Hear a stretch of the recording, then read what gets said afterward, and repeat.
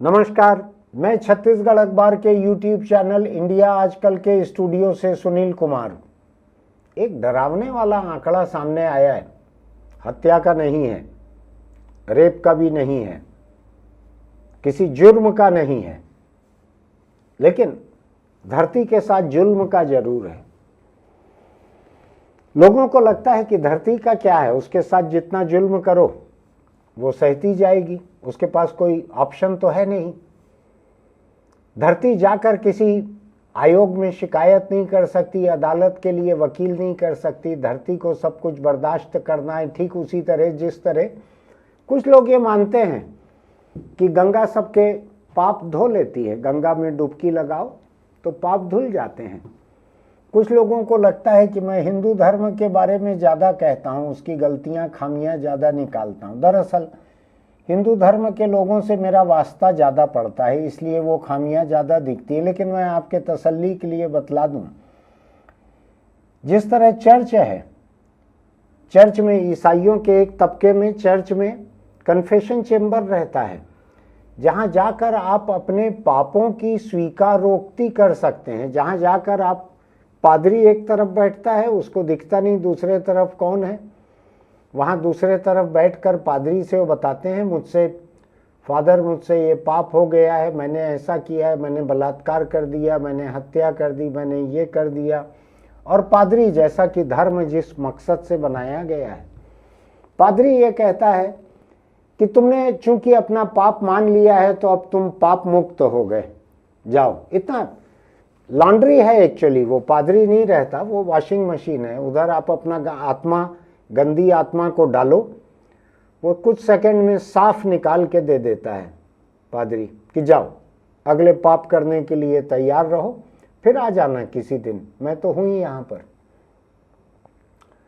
धरती के साथ जो जुल्म हो रहा है, इसका कोई कन्फेशन चेम्बर भी नहीं है, बल्कि ईसाई राजनीति करने वाले अमेरिका में राष्ट्रपति जो बनने जा रहे हैं, डोनाल्ड ट्रंप, और पिछले राष्ट्रपति रह भी चुके हैं, वो तो धरती के साथ किसी भी जुल्म को जुल्म नहीं मानते। और वो पर्यावरण बचाने की जितनी कोशिशें हैं उसको दुनिया का सबसे बड़ा ग्रीन फ्रॉड कहते हैं। वो कि ये फ्रॉड है, ये धरती को बचाने की, पर्यावरण बचाने की कोशिश। दरअसल बहुत बड़े कारोबारी हैं ट्रंप, तो उनके सामने पर्यावरण के मुद्दे जो हैं वो कभी नहीं रहते। आप जैसे अपने आसपास कारोबारियों को देखिए ना, किसी भी कारोबारी के लिए पर्यावरण कोई मायने थोड़ी रखते हैं।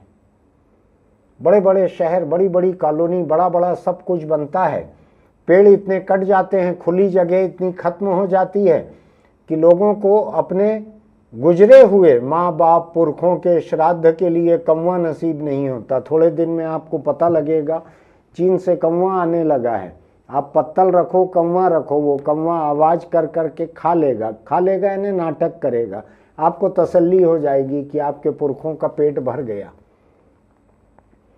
तो मेरे सामने एक जानकारी यहाँ रखी हुई है कि दुनिया जो है लगातार किस तरह गर्म होती जा रही है, भयानक गर्म होते जा रही है। ये जानकारी आपको होगी कि दुनिया में समुद्र का पानी जो है वो उसका स्तर बढ़ते चल रहा है, ऊपर आते चल रहा है। और ये माना जा रहा है कि अगले 25-50 साल में दुनिया के बहुत सारे शहर जो हैं डूब जाएंगे। खतरनाक नौबत है, शहर के शहर डूब जाएंगे, ऐसा एक खतरा सामने दिख रहा है लोगों को।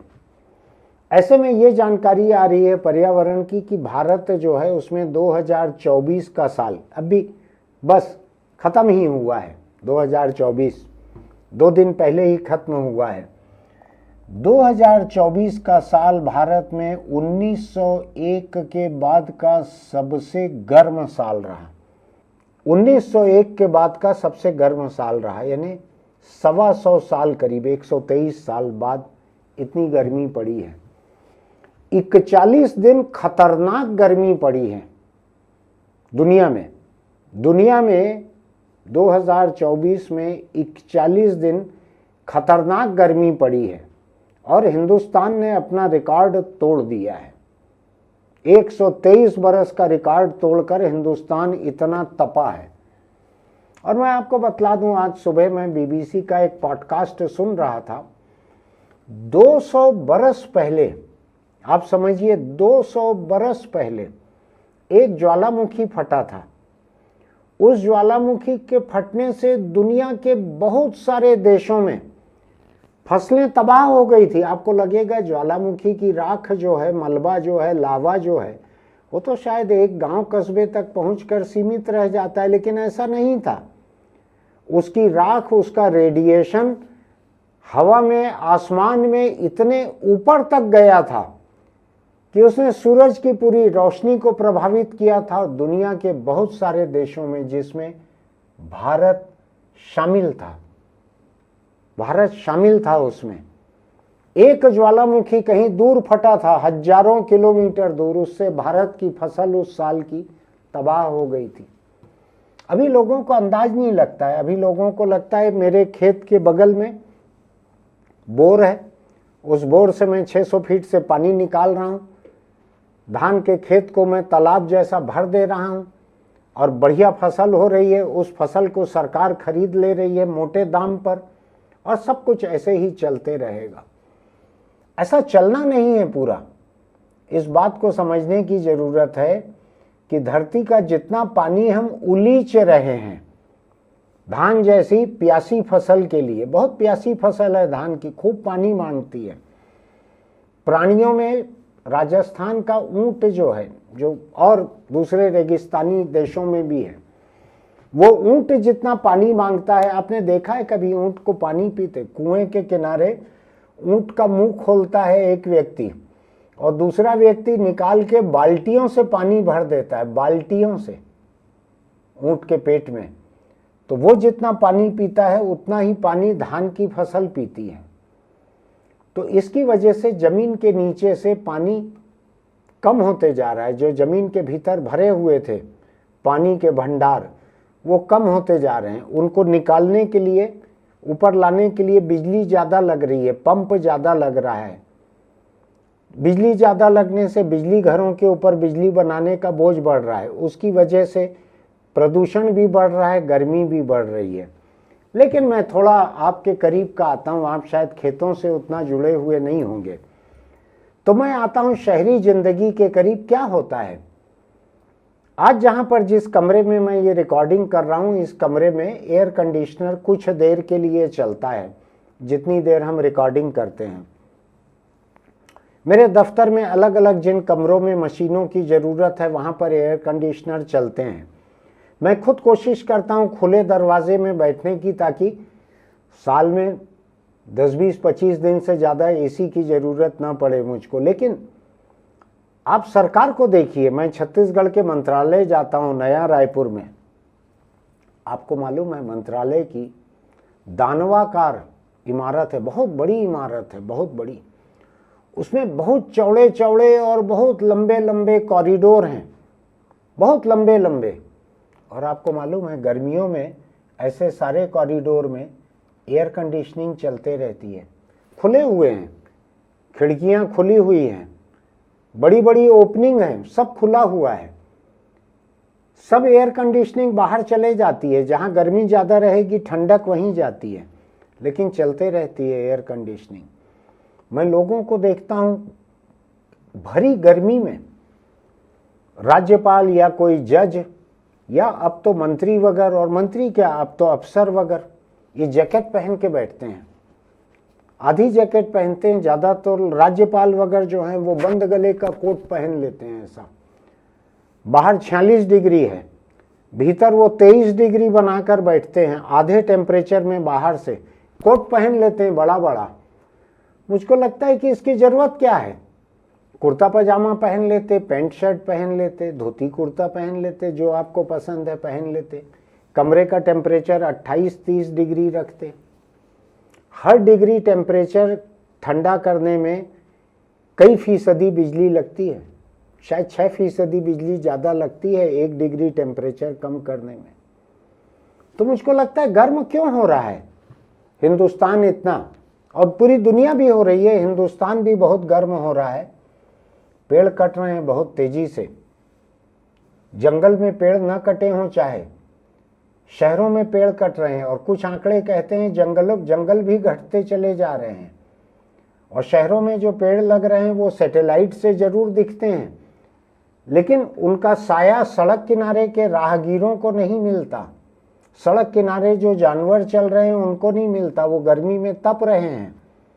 लेकिन कुल मिला के मैं अगर आंकड़े पर आऊं तो जो थर्मामीटर बताता है किस शहर का टेम्परेचर साल में कितने दिन कितना रहा, वो बतलाता है कि हिंदुस्तान जो है 123 बरस बाद इतना गर्म रहा 2024 में।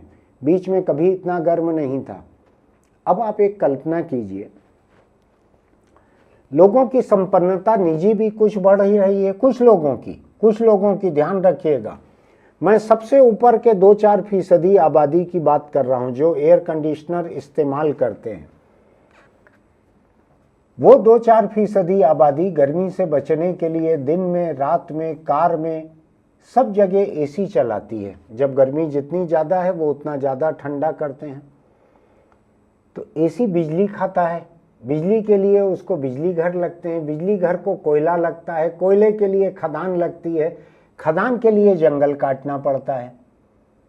तो आप ये सोचिए कि एक एसी जब काम करता है तो उसके लिए बिजली लाने को हमको जंगल काटकर उसके नीचे की कोयला खदान का कोयला लग रहा है। बात समझिए। तो पेड़ कटे, एसी बढ़े, एसी और बढ़े, और कोयला लगेगा, और पेड़ कटे, तो दो तरफ से मार हो रही है धरती पर, उसको समझ लीजिएगा। एक तो एसी बढ़ने से, एसी क्या करता है, इस कमरे को जो ठंडा कर रहा है, ये एयर कंडीशनर गर्मी को बाहर फेंक रहा है, इस कमरे की गर्मी को बाहर फेंक रहा है। तो जो गरीब हैं, एसी बिल्डिंग के आसपास, एसी रेस्तरां के आसपास, कभी गर्मी में किसी खड़ी हुई एसी चल रही इंजन चालू वाली कार के बगल से निकल के देखिएगा। सरकारी कारें ऐसी बहुत सारी मिलती हैं जिसमें ड्राइवर इंजन चालू करके, एसी चालू करके सो जाते हैं।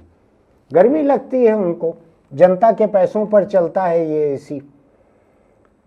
कार के बगल से निकलेंगे तो आपको लगेगा बदन झुलस रहा है, इतनी गर्मी बाहर फेंकती है कार, तब जाकर भीतर ठंडी होती है। ऐसा ही इस कमरे के एसी के साथ हो रहा है, किसी के घर के एसी के साथ होता है। तो मुझको थोड़ा सा हैरानी ये होती है कि क्या अति संपन्न तबका जो है, हिंदुस्तान का शायद 1% तबका होगा जो एसी खरीद सकता है, इस्तेमाल कर सकता है, उसकी वजह से 99% बाकी जनता के ऊपर गर्म लपटें फेंकी जा रही हैं, और उनकी वजह से हवा और गर्म हो रही है। और उस गर्मी से बेचैन हो के मेरे जैसे लोग जो हैं और एसी लगा रहे हैं, इस कमरे में भी लगा लो, इसमें भी लगा लो एसी, ये कर रहे हैं। तो ये गर्मी जो बढ़ रही है, ये 2-3 किस्म से बढ़ रही है। एसी के ऊपर भरोसा है हमारा, हमको पेड़ों की ज़रूरत नहीं रह गई।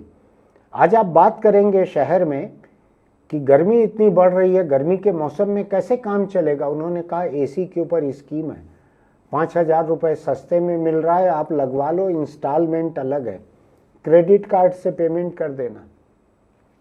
लोग कर्ज लेकर 2-2, 3-3 साल की किस्तें बांधकर एसी लगवा रहे हैं। बिजली, हो सकता है कि बिजली भी किस्त पे मिलने लगे लोगों को, और कर्जा लेके भविष्य का बिजली इस्तेमाल करने लगेंगे, और बिजली के लिए जंगल काटकर नीचे की खदानों से कोयला निकालने लगेंगे। तो 2 सिरों से ये मोमबत्ती जो है 2 सिरों से जल रही है धरती की। एक तरफ गर्मी है इसलिए हम एसी बढ़ाते चल रहे हैं, एसी की वजह से बाहर की हवा खौलने लगी है, फिर कुछ लोग एसी हर साल लगा लेते हैं, नए लोग। ऐसे में मुझको कब बुरा लगता है मैं बतलाता हूं आपको, जब सरकारी पैसों पे जिनका एसी चलता है, सरकार के लोग, अदालतों के जज, संवैधानिक संस्थाओं के लोग, ऐसे जितने लोग हैं, ये सरकार के पैसों पे इनका एसी चलता है, घर का, दफ्तर का, कार का, सब। ये खूब अंधाधुंध एसी चलाते हैं। एक किसी कुर्सी पर बैठे हुए एक व्यक्ति के बारे में एक समाचार कई साल पहले साफ साफ कर दूं कि पिछली कांग्रेस सरकार के और पहले जब बीजेपी सरकार थी उस वक्त का समाचार था। एक व्यक्ति ने अपने बंगले पर सरकारी खर्च से 58 एसी लगाए थे। एक व्यक्ति ने अपने बंगले पर सरकारी खर्च से 58 एसी लगाए थे। नतीजा क्या होता है, जब जनता के पैसों पे बिजली मिल जाती है 58 एसी के लिए, तो लोग गर्मी में भी जैकेट पहनकर चलने लगते हैं। जैकेट पहने आपको दिखेंगे सारे नेता, अफसर, अभी पत्रकार लोग भी जैकेट पहनने लगे हैं। मुझको भी लोगों ने गालियां लिख के भेजी है कि आप अपने आप को खिलाड़ी समझते हैं क्या, टी शर्ट पहन कर रहते हैं।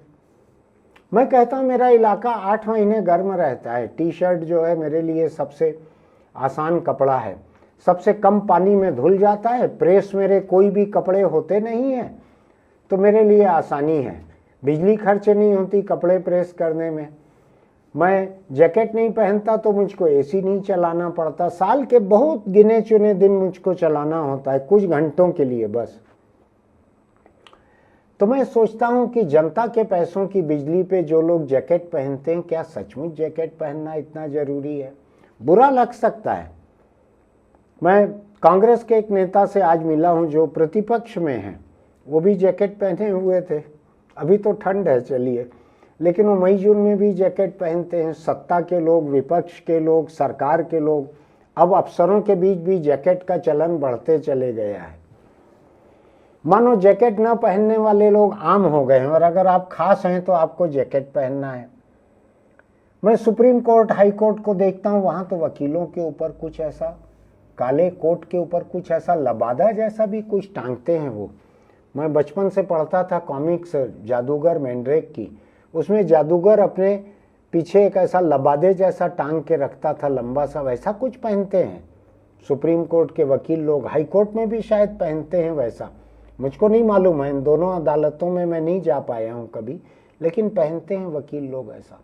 काला काला कोट पहनते हैं। अरे इतना गर्म है हिंदुस्तान, यहाँ की अदालतों में काला काला कोट क्यों रखते हो? ऐसा क्यों रखते हो? कोट ही क्यों रखते हो? ये तो पोशाक अंग्रेजों के साथ यहाँ आई थी। हिंदुस्तान में तो कभी ये पोशाक थी नहीं कोट वगैरह की। अंग्रेज चले गए तो वो जो छोड़ गए हैं अपनी यहाँ पे अपने रीति रिवाज जो छोड़ गए हैं, उसको क्यों ढो रहे हैं? मैं आपको बतलाऊं, मैं centre for science and environment CSE, देश की एक सबसे बड़ी पर्यावरण की संस्था है, उसके कॉन्फ्रेंस या सेमिनार में मैं दिल्ली में था। तो हमको उस वक्त पर्यावास भवन या पर्यावरण भवन बनाया जा रहा था, पर्यावरण मंत्रालय का। उस वक्त उसमें जयराम रमेश मंत्री थे, केंद्रीय मंत्री, UPA की सरकार रही होगी। तो उस पूरी इमारत जो बन रही थी उसको हमको दिखाया गया कि उसकी डिज़ाइन कैसे कैसे हुई है कि बिल्डिंग भीतर से गर्मी में ठंडी रहे, ठंड में गर्म रहे, ऐसी डिजाइन बनाई गई थी। उसमें एयर कंडीशनिंग बहुत ही सीमित मात्रा में हुई थी, कोई बरामदों में एयर कंडीशनिंग नहीं थी, कमरों में भी एयर कंडीशनिंग कम से कम थी, और ये तय किया गया था कि 28 डिग्री से नीचे वो टेम्परेचर ला ही नहीं सकते एसी। यानी जो एयर कंडीशनड हिस्से हैं उनमें भी 28 डिग्री से नीचे नहीं जाएगा टेम्परेचर, ताकि बहुत ज़्यादा बिजली ना लगे। और उतनी बिजली की भरपाई भी सोलर पैनल लगा कर कई तरीके से उसको, सूरज से उस बिजली को पैदा किया जाएगा। वहाँ पे उन्होंने एक इंतजाम किया था बिल्डिंग डिजाइन करते हुए कि हर ऑफिस में ऐसा कोट या जैकेट टांगने का एक स्टैंड रहेगा। जो लोग आएंगे बाहर से कोट जैकेट अपना टांग दो, चूंकि नेता अफसरों को आदत है, और 28 डिग्री में काम करो। जो लोग जैकेट और कोट पहन के बैठते हैं वो 28 को 27, 26, 24, 23 डिग्री तक ले जाते हैं, जिसमें बहुत ज़्यादा बिजली लगती है। मैं आपको एक दिलचस्प बात बताता हूं कि जो बड़े लोग रहते हैं, बड़े नेता, वो एयर कंडीशनिंग का किस तरह इस्तेमाल करते हैं।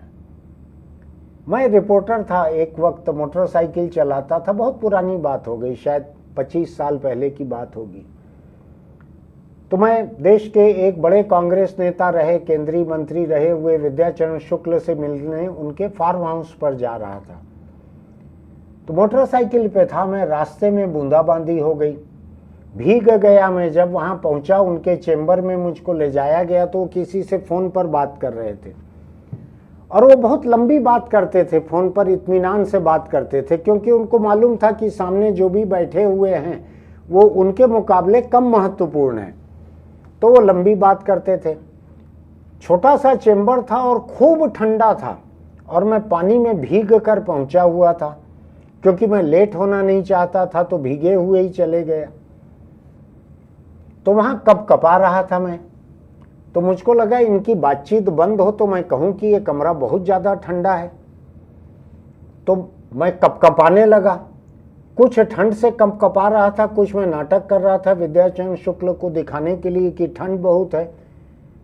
अगर उनको समझ नहीं आ रहा है तो मेरी कपकपी देखकर वो किसी को कहें कि एसी बंद करो या टेम्परेचर बढ़ाओ। बहुत देर बाद, 15-20 मिनट बाद, जब उनकी बातचीत पूरी हुई तो उन्होंने मेरी तरफ देखा और कहा, क्यों तुमको ठंड बहुत लग रही है? तो मैंने कहा, बहुत बुरी तरह से ठंड लग रही है। ये टेम्परेचर इतना कम है, इतना कम है कि इतना टेम्परेचर तो सिर्फ मार्चरी में रहता है। तो उन्होंने कहा, क्या मतलब? तो मैंने कहा, जो चीर घर रहता है जिसमें लाशें खराब ना हो जाए, वहां पे इतना कम टेम्परेचर रहता है।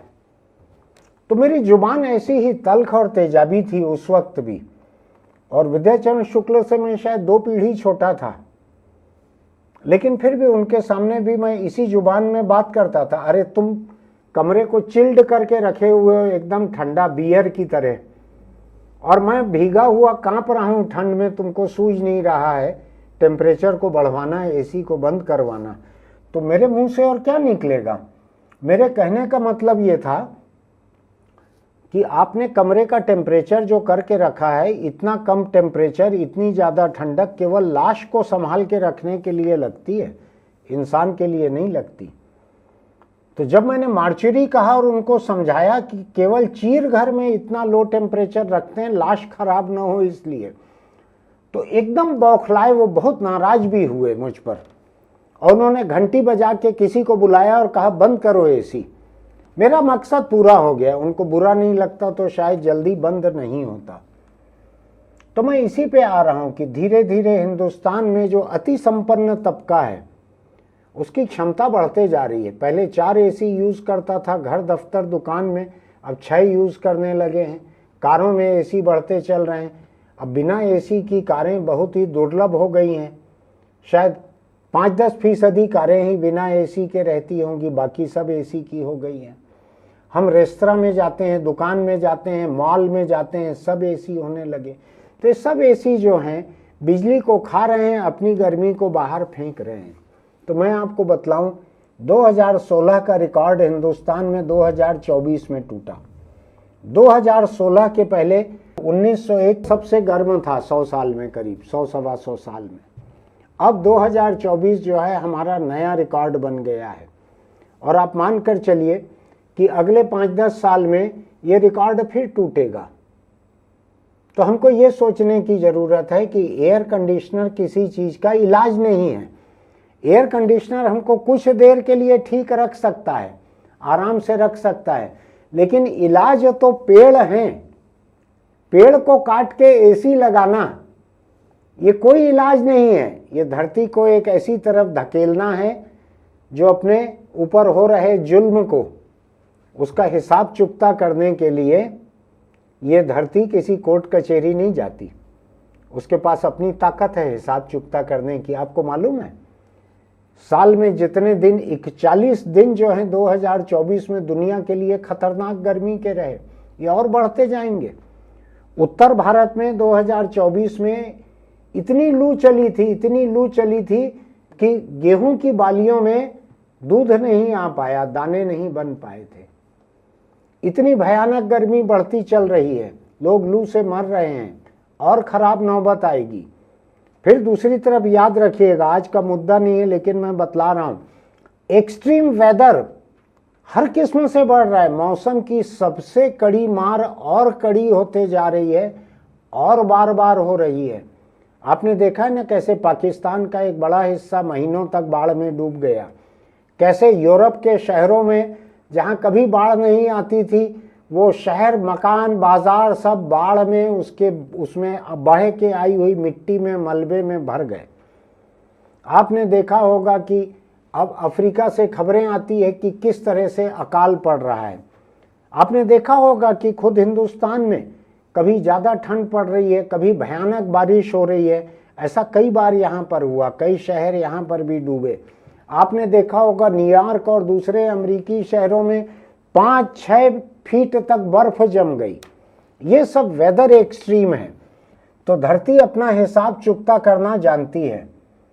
धरती को कोर्ट कचहरी की जरूरत नहीं पड़ती है। ये 1901 के बाद का रिकॉर्ड तोड़कर धरती ने हिंदुस्तान के साथ अपना हिसाब चुकता किया है। लेकिन दिक्कत एक छोटी सी और है। धरती जो है पूरी धरती को एक मानकर चलती है, वो सरहदी नक्शे नहीं देखती है वो कि ये देश कहाँ खत्म हो रहा है, ये अधिक जुल्मी देश कहाँ खत्म हो रहा है।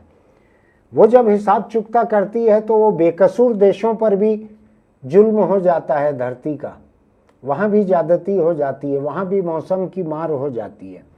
इस बारे में सोच के देखिएगा। ऐसी किसी चीज़ का इलाज नहीं है। सरकार के लोग, नेता हों, अफसर हों, जज हों, रेलवे के टीटी हों, कोई भी हों, फैशन करने वाले लोग हों, राजभवन के राज्यपाल हों, राज्यपाल के सचिव हों, प्रधानमंत्री के स्वागत के लिए 46 डिग्री पर एयर स्ट्रिप पर खड़े रहने वाले अफसर हों, जिनके लिए बंद गले का कोट पहनना बंदिश है, उसके बिना नोटिस जारी हो जाता है अफसरों को। इन सब को सोचना चाहिए। थोड़ा सा आम जनता की तरह रहो, खुद भी सुखी रहोगे, जनता के पैसे की बिजली भी इतनी बर्बाद नहीं करोगे, उस बिजली के लिए कोयला नहीं झोंकना पड़ेगा बिजली घरों में, उस कोयले को लाने के लिए जंगल काट काट कर नीचे खदान से निकालना नहीं पड़ेगा। यह भी शुरुआत है। एसी का ये सिलसिला अगर बढ़ते चलेगा ना तो बहुत खराब हालत होने जा रही है आगे। ये 125 साल बाद का रिकॉर्ड हो सकता है 10 साल में ही टूट जाए। आप याद रखिएगा, 10 साल बाद भी यूट्यूब में आप रहेंगे तो ये वीडियो बने रहेगा। 10 साल में हो सकता है ये रिकॉर्ड टूट जाए। फिर मिलेंगे। अपने आप को, अपनी फैशन को ऐसा रखिए, अपने ठाट बाट को ऐसा रखिए, सामंती मत रखिए। अंग्रेजों के, मुगलों के छोड़ के गए हुए कोट, जैकेट, टाई, इसको मत पहनिए। हिंदुस्तान में ठंड वंड में पहन लें, गर्मी में मत पहनिए। गर्मी में इस देश की मौसम के हिसाब से अच्छे कपड़े पहनिए, हल्के कपड़े पहनिए, तभी धरती बचेगी, तभी आप खुद भी बचोगे। अगर आपको मेरी ये बात अच्छी लगती है तो हमारे YouTube चैनल इंडिया आजकल को सब्सक्राइब कीजिएगा, नोटिफिकेशन की बटन दबाइएगा, लाइक कीजिएगा, कमेंट बॉक्स में लिखिएगा, इसके लिंक दूसरों को भेजिएगा, उनको भी समझ में आए। पेड़ का विकल्प कभी भी एसी नहीं होगा, ध्यान रखिएगा। पेड़ बिना बिजली खाए, और बड़े पेड़ तो पानी भी नहीं मांगते हैं, बिना पानी के भी वो आपको जितनी ठंडी हवा देते हैं, ताज़ी हवा, ठंडी हवा, एसी नहीं दे सकते वैसी हवा, और उस ठंडक के लिए आपको बहुत दाम चुकाने पड़ते हैं। तो इससे बचिए, इस पाखंड से, इस दिखावे से बचिए, एसी के इस्तेमाल से बचिए।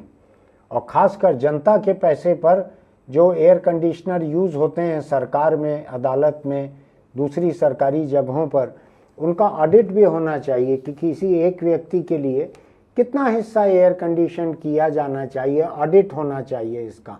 ये केवल बजट का खर्च नहीं है, ये धरती पर भी बोझ है। बजट पे तो बोझ है ही, ये धरती पे भी बोझ है, पर्यावरण पर भी बोझ है। चलिए, चलते चलते एक छोटी सी सलाह आपको, और अगर आप बीड़ी, सिगरेट, गुटखा, तम्बाकू के शौकीन हैं तो उसको छोड़ दीजिए। ऐसा करके आप कैंसर को न्योता देते हैं। कैंसर आना ही आना है तंबाकू के पीछे पीछे। जैसे खूबसूरत लड़की पैदल चल के जाती है तो 2-4 शोहदे उसके पीछे जाते ही जाते हैं, ऐसा ही कैंसर जो है वो तंबाकू के पीछे जाता ही जाता है।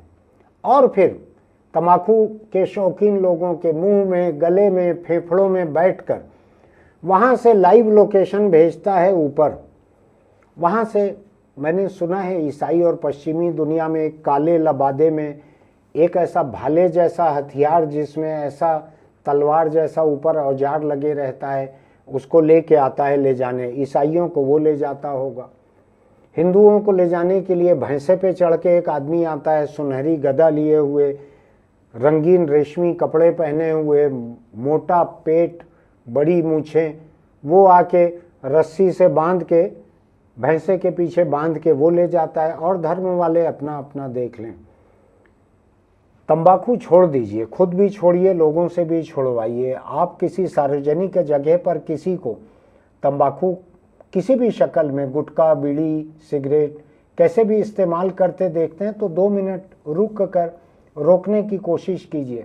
हो सकता है कि आपकी बात किसी को लग जाए, उनको बतला दीजिए कि आप ये जो खा रहे हो, इतने पैसे का अपने घर बीवी बच्चों के लिए कुछ खाने पीने का ले जाओ।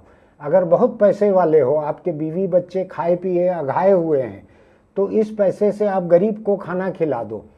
किसी अस्पताल जाके देखो कैंसर मरीजों का क्या हाल रहता है, और वहाँ पे हर महीने कुछ पैसा दान में दे दो ताकि और लोगों का इलाज हो सके, आप बच सकें, तंबाकू से बचो। ऐसा बोलिए लोगों को आसपास के। देखते हैं आपको मेरी बात सुहाती है कि नहीं। फिर मिलेंगे।